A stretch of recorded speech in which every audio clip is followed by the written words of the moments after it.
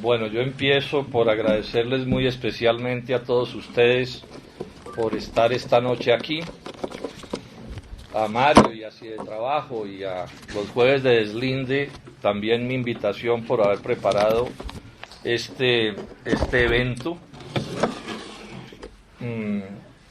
que sin duda a mi juicio reviste una gran importancia, este debate que está empezando a hacerse en Colombia, porque tiene que ver nada menos con quién paga los impuestos.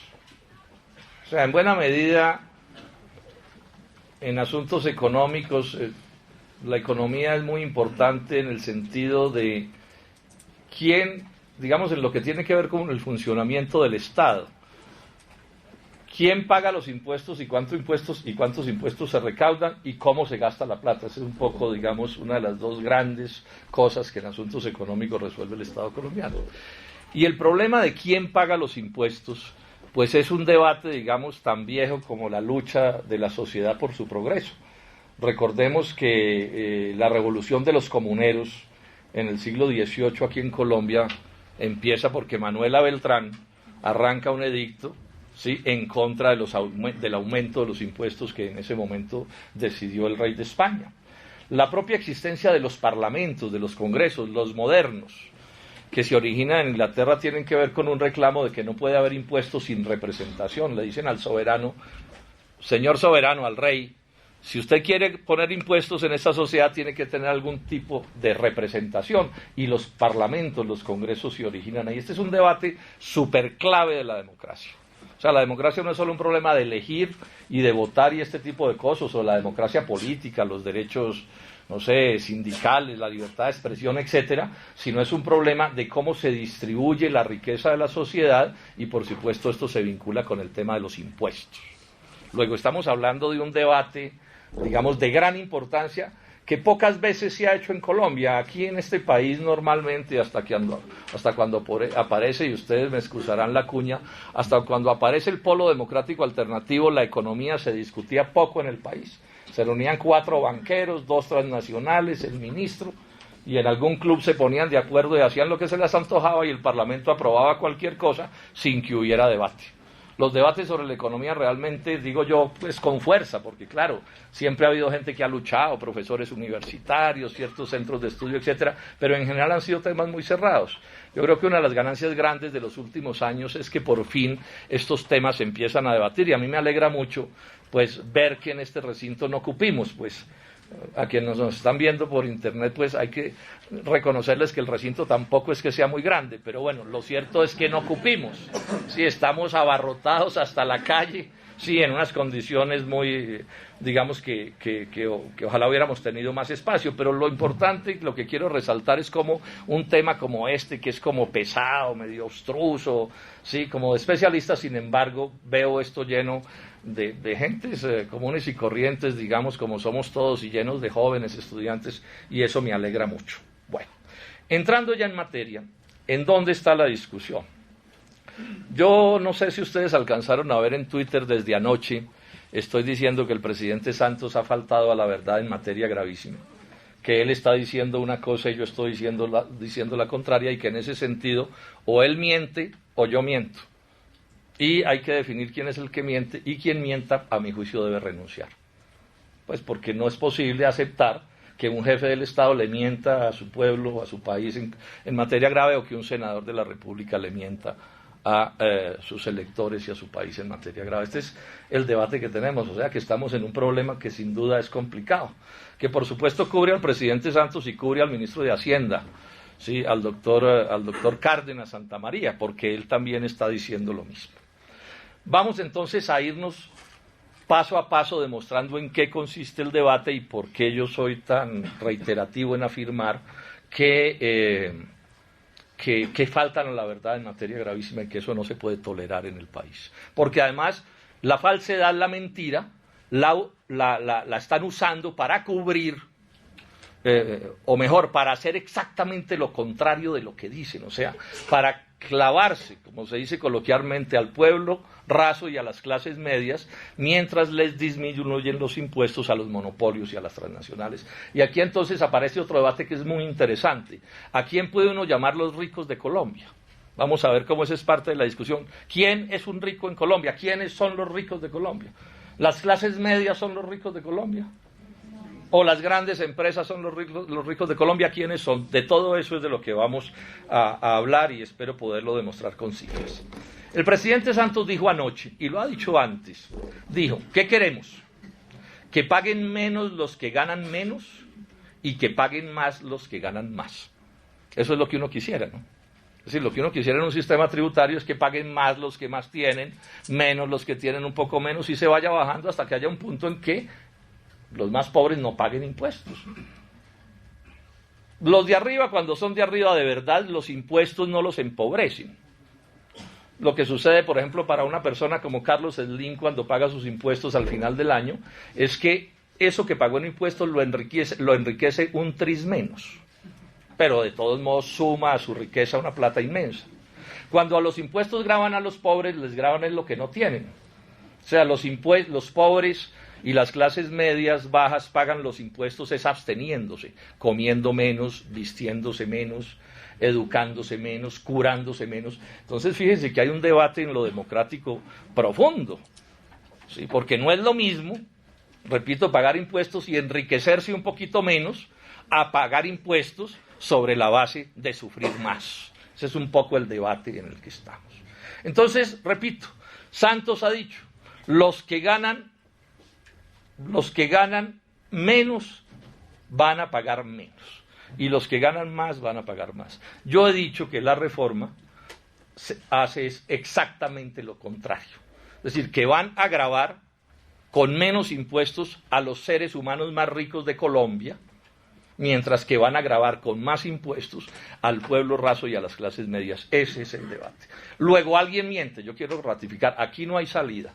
O miente el presidente Juan Manuel Santos y el ministro Cárdenas, o miente el senador Jorge Enrique Robledo, bueno, y el Polo Democrático Alternativo. Clara López, nuestra presidenta, publicó el domingo pasado un excelente artículo en el periódico El Tiempo donde dice esto que yo estoy diciendo, lo mismo dijo el representante Wilson Arias ayer y es en general lo que estamos diciendo todos los del Polo en todas partes. Y en ese sentido, si los partidos de la coalición santista se le pegan a Santos, quedan de mentirosos también. Y hay que preguntarle a los presidentes de todos esos partidos, empezando por el doctor Simón Gaviria. ¿Ese partido, el Partido Liberal, le va a comprar la mentira a Santos y va a salir a defender la mentira de Santos? ¿O se van a desmarcar y van a decir otra cosa? Todo eso es lo que vamos a ver en estos días. Bueno, empecemos a mirar qué dice la reforma tributaria.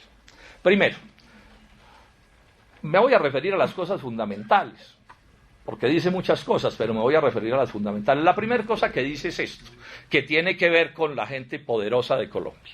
¿Qué dice? Que les van a eliminar unos pagos que hoy tienen las empresas, según la nómina, un gravamen sobre la nómina del 13.9 les van a disminuir, que es la plata que financia el SENA, el bienestar familiar y algo de salud. Ese gravamen que hoy tienen, que equivale al 13.9% sobre la nómina, se lo van a eliminar a las empresas, a todas las empresas. Yo resalto aquí, y ustedes van a ver al final por qué lo hago, cuando hablo de empresas hablo de monopolios y transnacionales. Separo de manera clara ese tipo de empresas de las otras empresas. Porque si a mí me dicen en un momento dado le van a disminuir los impuestos a las pequeñas y medianas empresas, yo diría, bueno, eso lo podemos mirar. De pronto eso puede ser una cosa positiva para estimular la industria o el agro o algún tipo de cosas. Pero cuando estamos hablando de disminuirles impuestos a monopolios y a transnacionales, por supuesto la discusión es distinta. Entonces, primera cosa, les van a bajar los parafiscales que se llaman plata que hoy financia al SENA, al bienestar familiar y parte en salud. El gobierno también en la reforma propone un gravamen sobre la renta del 8% que el gobierno dice va a ser equivalente en la masa total del recaudo, digamos que se va a recoger la misma plata, o sea que el SENA, el bienestar familiar y la salud no van a sufrir. Y en cierto sentido los empresarios van a quedar iguales, porque lo que les rebajan en nómina se los aumentan en renta. Esa es, digamos, la teoría del gobierno. Los especialistas, y yo tengo esa misma preocupación, los especialistas están pensando que no va a alcanzar el impuesto que van a poner nuevo sobre renta frente a lo que les van a recortar de parafiscales. están diciendo, pues, gente que conoce estas cosas en detalle, que lo más seguro es que no alcance esa plata, o sea, que va a quedar un faltante en SENA, en bienestar familiar y en salud, y esto, por supuesto, sería gravísimo porque esa plata respalda derechos ciudadanos, educación de obreros, madres comunitarias, ese tipo de cosas, salud con todos los líos que tenemos. Yo me inclino a pensar que los especialistas tienen la razón, porque hay un artículo dentro de la reforma tributaria que es el 36, que es el artículo que consagra este tema, que es perentorio en decir, o en dejar claro mejor, que si la plata no alcanza, la de ese famoso 8%, el gobierno no responde. ¿Sí? Si uno lo lee con cuidado, eso es lo que dice. Entonces, piensa mal y acertarás. Esa es la norma en este país y más en el gobierno de Juan Manuel Santos. Si ellos están seguros de que sí va a alcanzar ese cambio de un gravamen por otro, pues el artículo debería decir, en caso de que no alcance, no importa porque el Estado pagará la diferencia, pero nunca disminuirán los ingresos ni del SENA, ni del bienestar familiar, ni de la salud. Hasta aquí dejo este tema.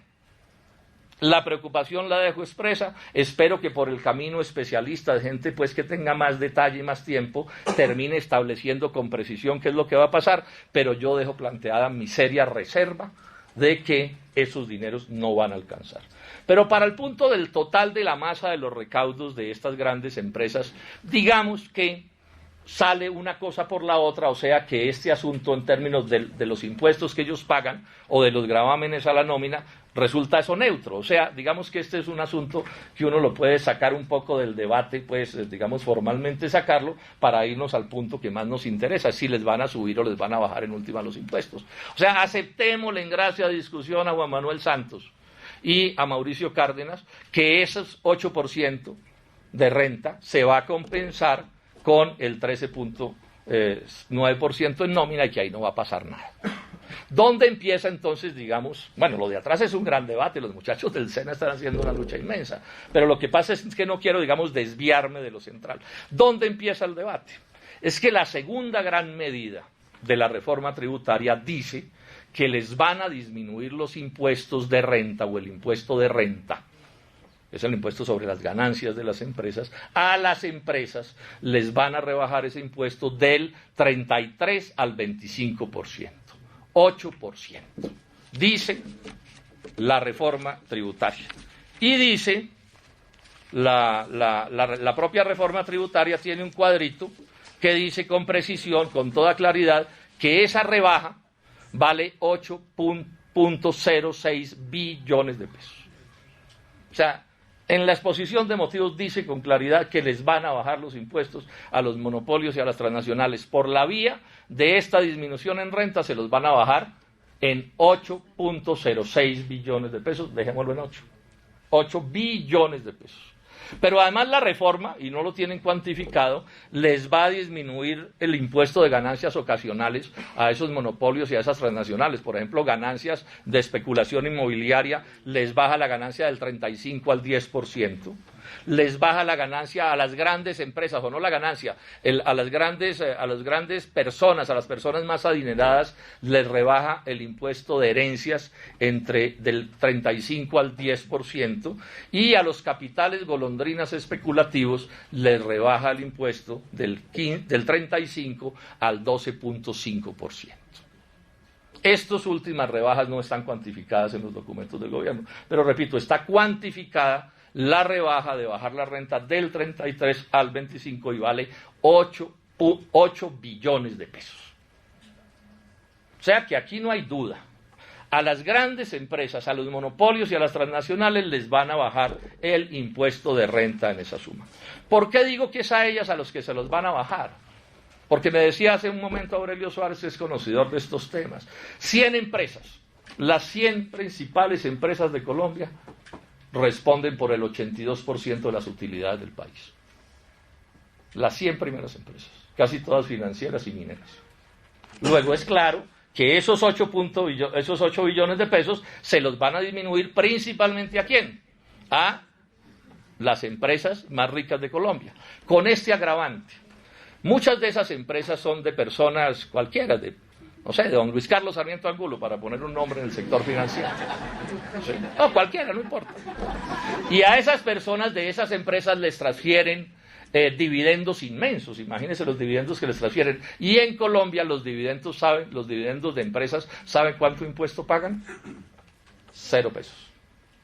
O sea que por ahí también uno puede señalar, porque en otros países del mundo, en Estados Unidos, por ejemplo, los dividendos están grabados. Están grabados y hay que pagar impuestos sobre ellos. Luego queda claro, pienso yo, que va a haber ese descuento enorme para las grandes empresas de Colombia. ¿Cómo lo van a compensar? Porque el presidente Santos también ha dicho que al final la reforma será neutra. ¿Qué quiere decir neutra? Que lo que se le rebaje a unos se le aumentará a otros y que entonces no aumentará la masa del recaudo. Bueno, eso dicen ellos, creámosles que eso dicen ellos, pero entonces aparece la pregunta clave: ¿de dónde van a recuperar los 8 billones que no van a pagar los monopolios y las transnacionales? ¿Qué dice la reforma? La reforma dice que por el lado de IVA e impuesto al consumo, que es un impuesto nuevo, van a recaudar 942.000 millones de pesos. Impuesto nuevo recaudo, el de los corrientazos, el IVA de los corrientazos, o el impuesto al consumo, la medicina prepagada, bueno, ahora más adelante les digo, pero se trata de un poco de impuestos al consumo de ciudadanos del montón. Y el resto de la plata no está explicitado en la reforma, pero por toda la discusión y por lo que vienen anunciando que va a suceder con los ingresos por trabajo, de salarios o de honorarios, los otros 7 billones los van a poner ¿quiénes? Las personas que por trabajo reciben ingresos, sea por sueldos y salarios o por honorarios. Fíjense ustedes que esto es un punto clave. Le rebajan los impuestos al capital y le suben los impuestos al trabajo. Eso ya muestra la naturaleza reaccionaria de la medida. Ya muestra de entrada la naturaleza reaccionaria de la medida. Aquí hay que ponernos con cuidado, porque en Colombia sobre esto se manipula mucho. No es lo mismo la ganancia que le queda a un inversionista, que le queda, digamos, pulpa porque le han descontado todos los costos, los gastos, etcétera, etcétera, que lo que le sucede, por ejemplo, al asalariado, que le descuentan es, digamos, del total de su ingreso. Él todavía tiene que hacer los costos y los gastos que tiene que hacer, pues, digamos, una persona común y corriente en cualquier caso. Entonces queda claro que, en resumen, después de todo este cuento, les van a disminuir los impuestos a los monopolios y a las transnacionales y les van a aumentar los impuestos al pueblo raso y a las clases medias. Ese es el resumen de este asunto, que no tiene ni la menor duda, se puede demostrar hasta la saciedad. Por eso es que yo estoy tan tranquilo cuando digo alguien miente y el que mienta debe renunciar, porque yo voy, digamos, como se dice, a la fija en esta discusión. Es con las cifras del gobierno que estoy haciendo este debate. Yo podría, en cierto sentido, terminar aquí, pero vamos a entrarle a algunos detalles de ese asunto para que ustedes vean cómo es el asunto de la manipulación y cómo es que a una mentira le montan otra mentira y es una sartal de mentiras para confundir a los colombianos. Primero, ¿quiénes son los ricos de Colombia? Entonces han estado haciendo una escandola diciendo que van a grabar desde, ¿cuánto es? Desde 3 millones de pesos de sueldo, ¿cierto? Van a grabar, o de ingresos van a grabar. O sea que ya empiezan a decir que los ricos de Colombia son los de 3 millones para arriba. Hay que ser uno muy pobre para ganarse 3 millones.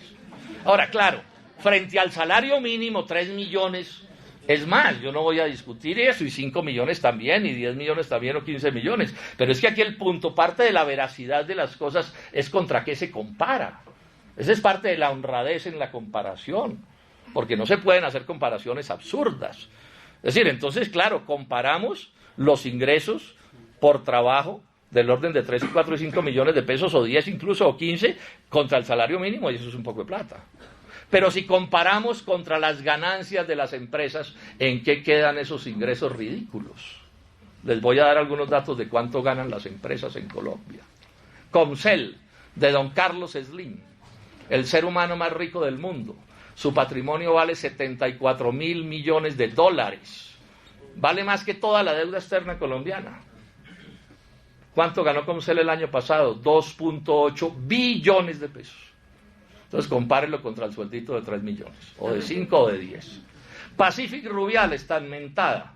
Utilidades el año pasado, 2.29 billones de pesos.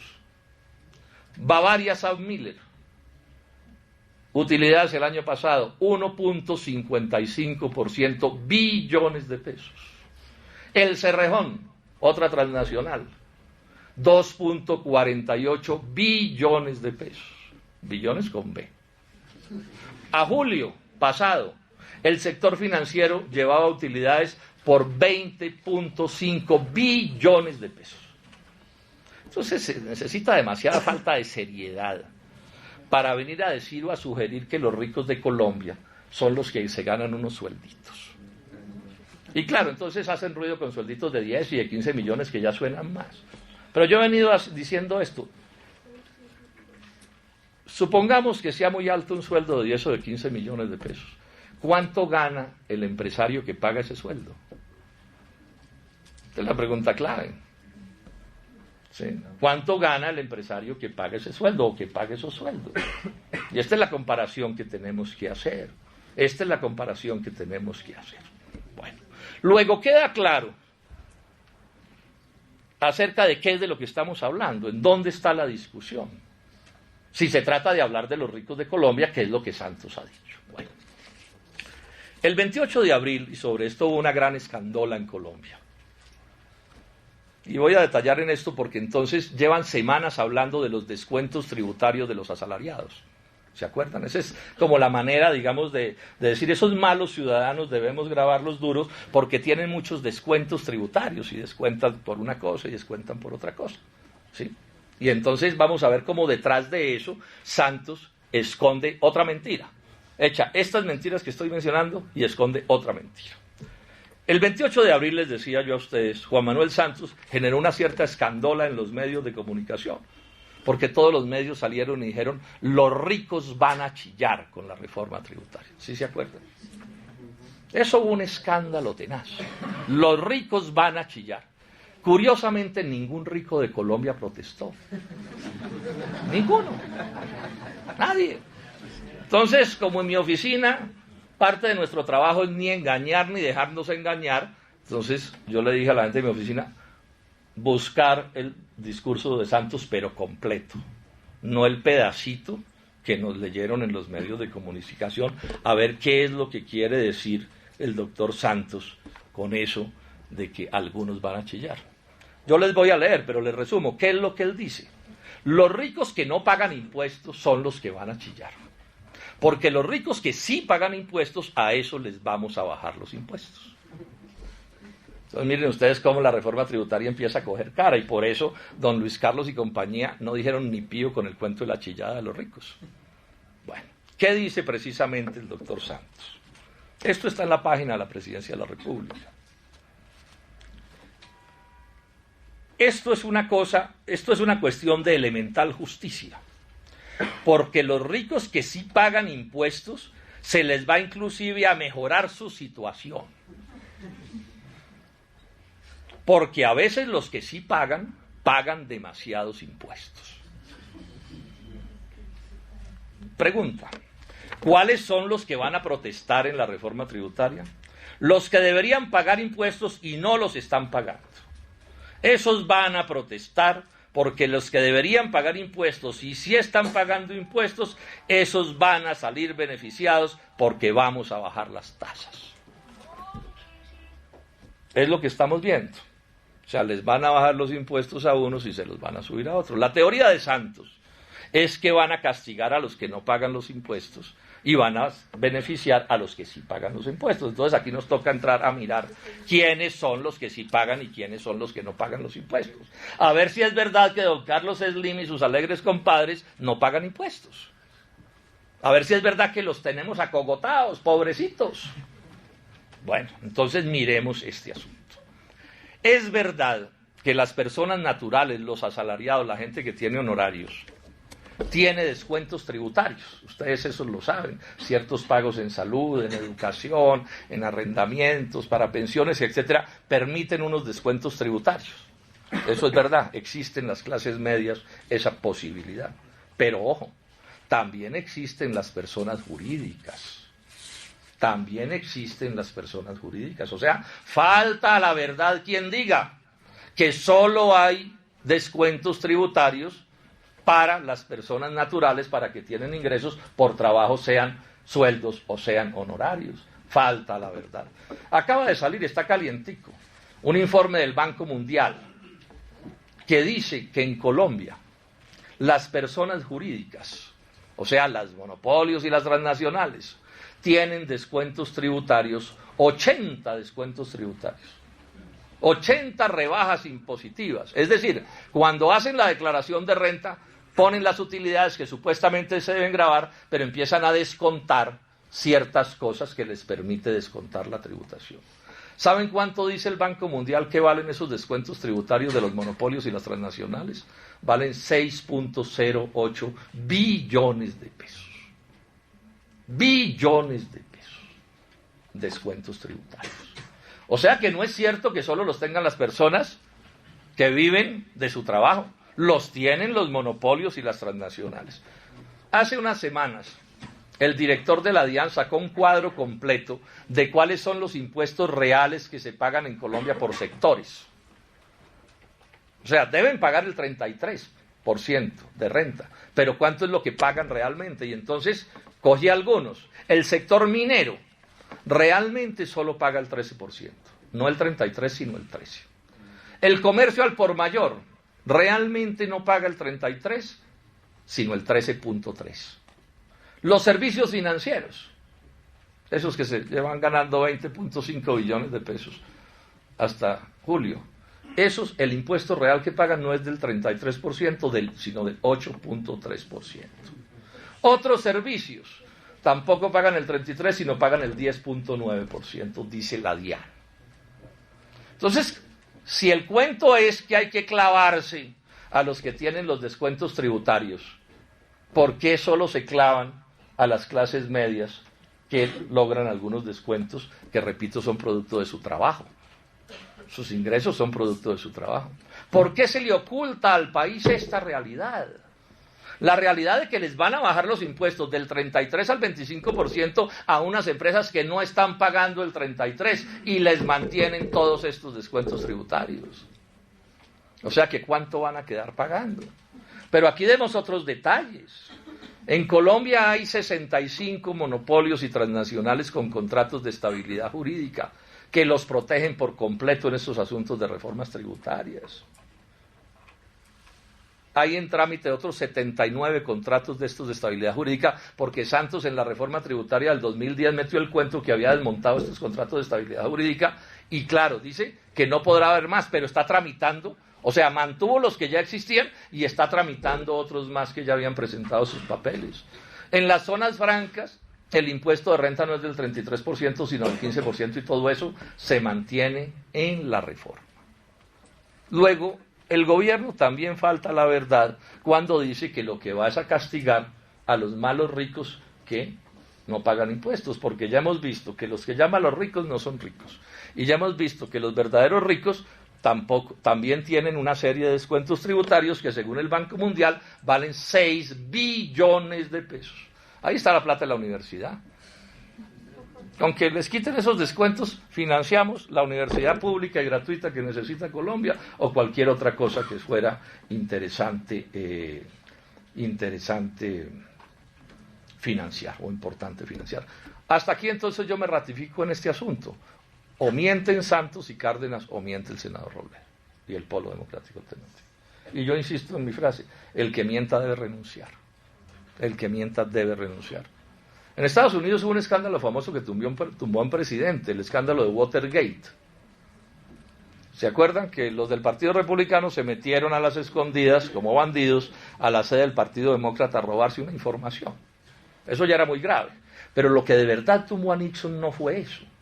Lo que de verdad tumbó a Nixon es que cuando Nixon salió a dar explicaciones sobre ese allanamiento, dijo mentiras. O sea, la explicación que dio fue mentirosa, y lo tumban es por mentiroso. Entonces, una cosa que es interesante echarle ojo: en los países serios la mentira se cobra durísimo. Y es en parte porque, por ejemplo, también en Estados Unidos, las andanzas amorosas de los candidatos por fuera de su matrimonio se las cobran tan duro. Me explicaba a mí un gringo, no es tanto por la andanza amorosa, sino porque en la andanza hay un engaño. Engañan a su mujer, engañan a sus hijos, engañan a sus amigos. Y entonces la ciudadanía dice, un tipo que le miente a su familia, que le miente a sus amigos, ¿por qué no le va a mentir al pueblo cuando sea presidente de la República? Y al que lo coja mintiendo sale. Se hunde al otro día en las encuestas. Aquí los eligen presidentes de la República. Aprovechemos que ya están aquí todos y expliquemos un par de cosas más sobre estos asuntos tributarios. Repito, yo a esto le doy mucha importancia. Este no es tema de mi comisión quinta, pero desde que llegué al Senado le he dicho a mis asistentes, ojo a los impuestos, porque aquí hay un gato enmochilado de tamaño inmenso y la parte de la democracia es este asunto. No puede haber democracia si los impuestos los pagan los de abajo cuando les exceptúan de esos mismos impuestos a los monopolios y a las transnacionales. ¿Cómo se reparten los impuestos en Colombia? El 60% de los impuestos en Colombia son impuestos de tipo indirecto, como el IVA. Y el 40% son impuestos directos, que ya he explicado, tienen este lío que he mencionado, y es que revuelven, como si fuera la misma cosa, la renta del capital, o sea, la ganancia del capital, con los ingresos por trabajo, como si también fuera renta, cuando realmente no lo es de ninguna manera. Entonces, en ese revoltillo se arma un enredo con este 40% del total de los impuestos, para ocultar lo que realmente está pasando. Pero además, y me quiero referir a esto, ese otro 60% son impuestos indirectos, principalmente IVA. ¿Cuál es el problema con el IVA? El problema con el IVA es que ese es un impuesto de naturaleza reaccionaria por definición, de manera inexorable. ¿Por qué? Porque la lógica democrática en tributos dice que la progresividad es la clave. Y la progresividad se refiere a la tasa que se le cobra a un impuesto. Es decir, que la tasa es el porcentaje. Ese porcentaje, para que un tributo sea democrático, debe ir subiendo, digamos, en la medida en que aumentan los ingresos. Un poco lo que sucede, digamos, aun cuando no esté bien diseñado, con los ingresos por trabajo de honorarios y de salarios. El IVA grava con la misma tasa al pobre que al rico. Entonces, cuando un peaje, por ejemplo, ese es un clásico impuesto indirecto, no es IVA, pero es un impuesto indirecto, le gravan con el mismo impuesto al ciudadano que llega en un Pichirilo, en un Renault 4, ¿sí?, que a don Luis Carlos que llega en un Mercedes de 500 millones. Pues por supuesto, esa tasa implica una desigualdad, porque la capacidad de pago del uno y el otro es completamente diferente. Y así sucede. Entonces, cuando a un ciudadano en Colombia le cobran un impuesto, de IVA por un desodorante, para poner un caso, y le cobran, digamos, el 16%, no recuerdo bien cuál es el impuesto del desodorante, pero digamos que es aproximadamente el 16%, o el impuesto que sea, y es el desodorante del obrero, o es el desodorante del ama de casa, o el desodorante del joven estudiante, y le cobran la misma tasa de impuesto que lo que le cobran a un magnate, eso implica una desigualdad. Y significa además otra cosa, y es que la casi totalidad del IVA lo pagan los pobres, principalmente las clases medias, entre otras razones porque son más. Son más, inevitablemente. Luego allí hay una naturaleza retardataria del impuesto.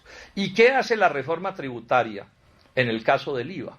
Mantiene una estructura que ya he dicho que es de 60% de impuestos indirectos. Y además aumenta algunos impuestos de este tipo. Por ejemplo, hoy las confecciones, o sea, la ropa. Nadie podrá decir que el que se pone ropa pues es un oligarca. Paga impuesto de 16%.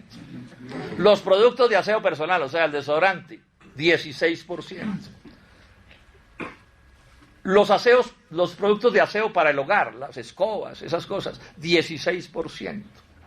La telefonía fija, no me dirán que es un lujo de un oligarca llamar por teléfono, 16%. Los electrodomésticos, cosas normales, que los pobres ahorran años para comprar un televisor, 16%. La telefonía móvil, los celulares, que hoy ya es un bien, digamos, de consumo prácticamente universal, 20% de ello. Y la reforma va a aumentar ciertos impuestos. Menciono, no voy a entrar en el detalle porque hay una discusión de exentos, de no sé qué y todo, pero en la práctica vienen aumentos de impuestos, de IVA en arroz, en maíz, en bocadillo, en el pan adquirido en las panaderías, en las frutas adquiridas en fruterías. Entonces, si uno compra una fruta en una frutería, todos lo castigan. El oligarca de las frutas. Los insumos para la producción avícola que van a terminar grabando el huevo y la carne de pollo. Esto se ha estado mencionando por todas partes. Bueno, eso es parte de la reforma tributaria. O sea, mantienen esa estructura retardataria de IVA que ya he mencionado, pero además, repito, terminan grabando también más algunos productos de estos del IVA que he mencionado. Vamos ya terminando. Yo estoy haciendo esfuerzos por ser bastante breve, si es el caso, más bien al final hacemos, digamos, alguna discusión al respecto.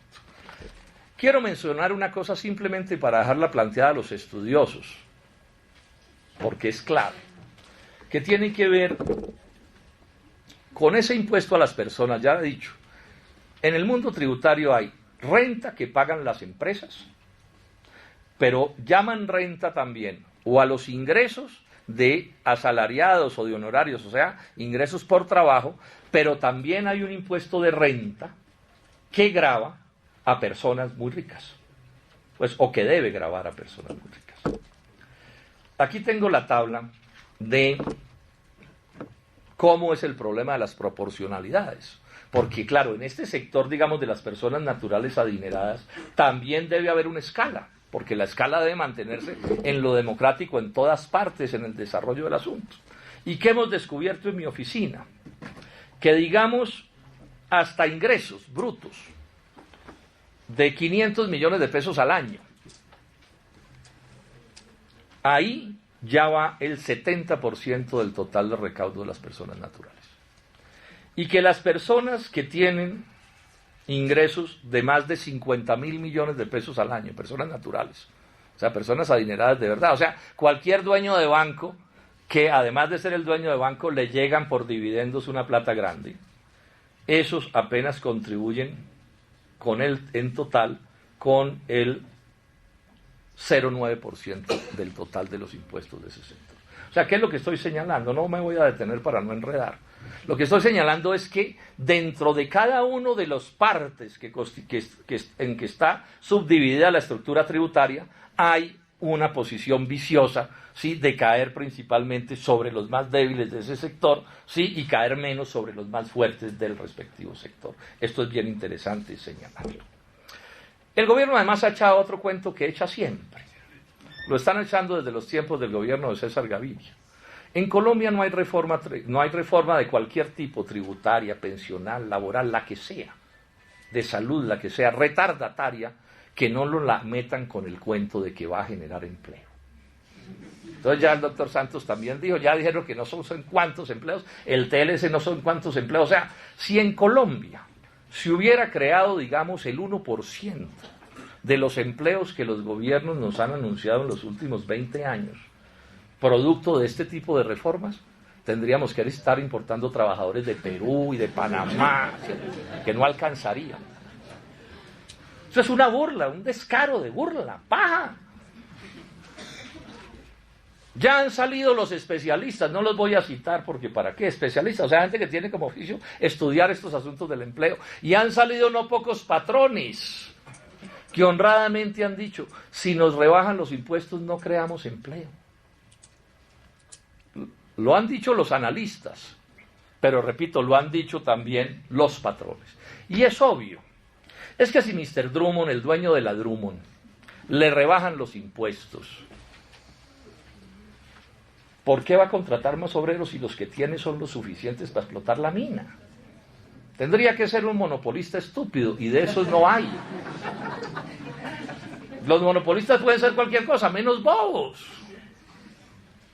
Entonces, lo que va a suceder, por ejemplo, en el caso de las transnacionales, de esas mineras, es que van a aumentar su exportación de riqueza del país, van a sacar más plata de Colombia, además de la que ya están sacando. O sea, que no nos venga el doctor Santos con ese cuento. No es verdad que esta reforma va a estimular la economía y, por supuesto, mucho menos que va a reducir la desigualdad. Colombia es el tercer país más desigual de la tierra y esta reforma va a agravar esa situación por todas las cosas que ya he acabado de explicar. Pero en cambio, si el doctor Cárdenas se quiere meter en discusiones de macroeconomía sobre qué puede estimular o no más la economía, la cosa es al revés. Son muchos los estudios que dicen que cuando las gentes sencillas o las clases medias ganan un poco más, reciben un poco más de ingresos, pues eso estimula a la industria y estimula al agro y al comercio y al transporte.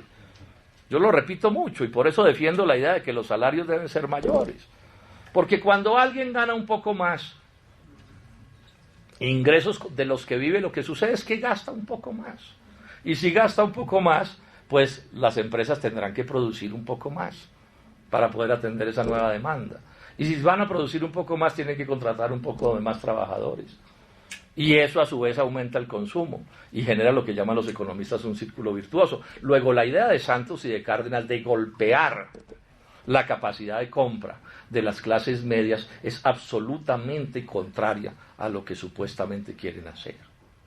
Pero además, en este momento de la crisis económica mundial, crisis que va a llegar a Colombia y le va a hacer un daño miedoso a este país. Lo que la economía nacional, que se está cayendo, ya necesita es mejorar la capacidad de compra de los ciudadanos para que se estimule la producción. Hoy llegué de Cartagena y bajándome la escalerilla me encontré con un exministro de Estado, conservador por más señas, y nos vinimos hablando y me dijo: senador, esa reforma tributaria es completamente al revés de lo que se necesita. Porque aquí lo que hay es que estimular la capacidad de compra y el consumo, y a la gente le van a sacar la plata del bolsillo para dársela a don Carlos Slim, a Mr. Drummond, que van a coger esa plata para hacer cualquier cosa menos promover el progreso del país. Concluyo diciendo esto. Yo he venido señalando que alguien miente. O mienten Santos y Cárdenas, o miente Robledo y el Polo Democrático Alternativo. Y he venido pidiendo un debate público al respecto. Que tenga, lo dije por Twitter y lo sostengo hoy aquí, que tenga un jurado de jueces ilustrados. Lo puede escoger el doctor Cárdenas, el jurado, todo, o lo puede escoger Juan Manuel Santos, todo. Que escoja, si quiere, 10 decanos de universidades privadas de economía. Que empiece por los Andes. No me importa, los que quiera. Y hacemos este debate. Yo hablo un tiempo, parecido al que he hablado aquí, que hable Cárdenas otro tiempo. Y que los decanos decidan a quién le quitan la credencial. O sea, quién está mintiendo. Yo me someto a eso, no tengo problema en someterme a eso. Pero vamos a ponerle seriedad a las cosas en este país. Mira, aquí no puede ser que se pare un jefe de Estado, falte a la verdad en materia grave y eso no genere consecuencias. Que se pare un ministro, diga cosas que son absolutamente falsas en materia grave, descaradamente falsas, brutalmente falsas. Es que esto no es la discusión de si es azul o verdecito, no, esto es con números. Y no pase nada. Es más, anuncio hoy aquí, con esto termino, que el lunes voy a demandar a Santos y a Cárdenas. A Santos lo voy a denunciar ante la Comisión de Acusaciones de la Cámara de Representantes. Y a Cárdenas donde corresponda, en la Procuraduría o no sé dónde. Los voy a denunciar a los dos por violar el artículo 209 de la Constitución Nacional, que habla de la moralidad administrativa. Es que es un deber de los funcionarios del Estado, de todos los niveles, ser veraces y ser honrados, no decir mentiras. Entonces los voy a denunciar. Yo no me hago ilusiones con que la denuncia prospere.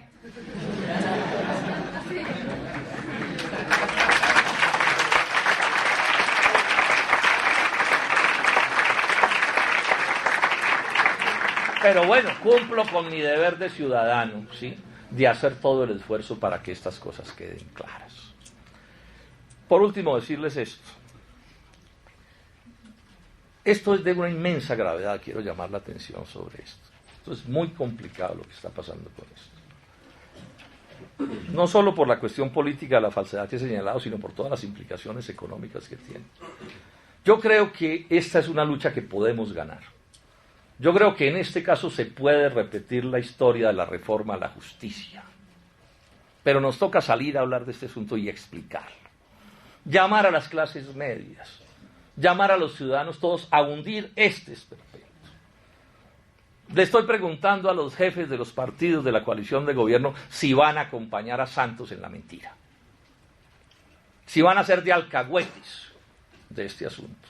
Y les estoy diciendo, echen ojo, señores del Partido Liberal y de la U y del Partido Conservador, de Cambio Radical, los verdes, ya no sé cuántos son. Que no resulte que Santos, cuando el pueblo hunda esta reforma por el camino, pase lo que les pasó con la reforma a la justicia y que salga como Pilatos a lavarse las manos y a echarles la culpa a ellos. Porque aquí al final, el que vota es el Congreso, las mayorías del Congreso. El pueblo votará en contra, estén seguros de eso. Y vamos a hacer de esto todo el debate que podamos. Pero le pregunto a los jefes de esos partidos, ¿van a asociarse con Santos en esta falsedad? ¿Van a asociarse con Santos para seguir sacrificando al pueblo colombiano, al pueblo raso y a las clases medias? Y digo una última cosa que se me pasaba, y es muy importante decirlo. Este debate en parte se dificulta, porque en Colombia, desde hace rato, unieron la tasa de impuesto de renta de las pequeñas y medianas empresas y de las transnacionales. Entonces, cuando Santos sale a decir que le va a bajar los impuestos a las empresas, pues hay un poco de pequeños y medianos empresarios que se entusiasman. Y detrás de esos pequeños y medianos empresarios se ocultan los Carlos. Y yo quedo como un enemigo de los pequeños y medianos empresarios, ¿cierto? Porque estoy planteando lo que estoy planteando. Si alguna cosa se necesita en una reforma tributaria democrática algún día en Colombia, es separar el impuesto de renta de los monopolios y las transnacionales del impuesto de renta de las pequeñas y medianas empresas. Para que podamos manejarlos distinto. Así era antes. Hace más de 20 años en Colombia, los monopolios y las transnacionales tenían una tasa de impuesto de renta y las pequeñas y medianas empresas tenían otra tasa de impuesto de renta. Eso es lo democrático, así debería ser. Y lo mismo con las ganancias ocasionales. Porque claro, no es igual la ganancia ocasional de un ciudadano al que se le valoriza un apartamentico o una casita y eso es lo único que tiene, a la ganancia ocasional del magnate, ¿sí?, que tiene no sé cuántas bienes y se le valoriza como ganancia ocasional. O no es lo mismo el impuesto de renta del el impuesto de herencia que le quedan a los hijos del supermagnate, recontramagnate, que el caso del impuesto de herencia que le queda por ahí al hijo de un pobre, de una clase media, de alguien. Eso todo debería estar, digamos, diferenciado por tasas. El truco de estos personajes. ¿Qué es el truco del Fondo Monetario Internacional? Porque ellos no inventan nada, y el Banco Mundial, y de los gringos, y de todo el mundo. Es juntar esas cosas para hacer más difícil este debate. Este punto es clave que lo expliquemos con precisión. O sea, si se trata de disminuirle los impuestos a empresas pequeñas y medianas, lo podemos mirar y eso puede ser. Pero si se trata de disminuirle los impuestos a los ricos del mundo, porque a Colombia se lo tomaron los ricos del mundo, los ricos de Colombia ya no son los de Colombia, son los del mundo. Pues por supuesto que no podemos estar de acuerdo con ese tipo de concepción. Insisto entonces en la importancia de movilizar este tema. Sea duro en los medios, ¿cómo se llaman? Alternativos en las redes sociales. Pero duro también en las movilizaciones a la calle. Que esta es una batalla que Colombia tiene el derecho y el deber de ganar. La democracia económica de este país necesita ganar esta batalla y esta batalla la podemos ganar. Muchas gracias.